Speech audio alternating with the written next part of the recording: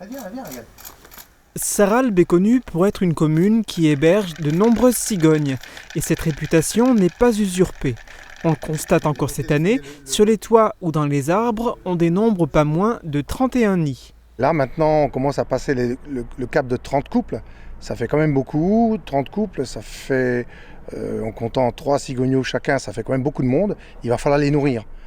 Sachant qu'un cigogno, à partir d'un mois, ça consomme 200 à 300 grammes de vers de terre ou de nourriture par jour. Oui, ça fait énormément de nourriture à trouver dans la région. Et la nature ne suivra pas, donc les cigognes, ou il y aura un petit peu moins de nids, ou alors il y aura moins de cigognos. On constate déjà une stabilisation du nombre de nids. Le plus connu est celui qui se trouve sur le toit de la mairie. Il est filmé en permanence par une webcam. Une initiative qui séduit, de nombreuses personnes se rendent sur le site internet de la mairie de Sarralbe pour regarder Cigogne TV. La commune m'a dit la semaine dernière, on était à entre 30 et 40 000 connexions par jour. Voilà. Alors il y a des jours où on est à 100 000, c'est très très difficile.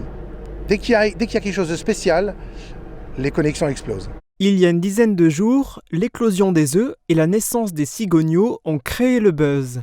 Observer le quotidien de ces oiseaux est une distraction intéressante en cette période de confinement.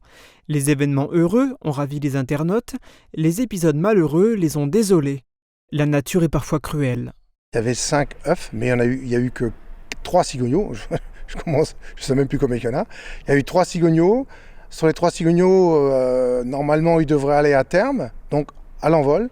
Mais il faut savoir que sur les 3 cigognos, il y en a au moins un qui va mourir dans les 15 jours après l'envol. Et sur les 3, il n'y en aura que un sur les 3 qui arrivera à l'âge adulte dans 3 ans. Cette mortalité importante s'explique par les péripéties que traversent les cigognes lors de leur migration. La route vers l'Espagne est périlleuse à cause de la distance, entre 1500 et 2000 km à effectuer, mais elle est aussi semée d'embûches. Sur le chemin, il y a des risques d'empoisonnement, de collision ou encore d'électrocution. Elles s'en sortent quand même très bien, elles vont de mieux en mieux, il y a de plus en plus de cigognes. On a un accroissement entre 10 et 15% de cigognes par an, donc on n'a pas de souci de ce côté-là. Dans 2 mois environ, on pourra assister à l'envol des cigognos. Ces derniers partiront ensuite en Espagne à la mi-juillet. Les adultes resteront eux plus longtemps à Sarralbe, ils s'en iront fin août, début septembre. En quatorzaine.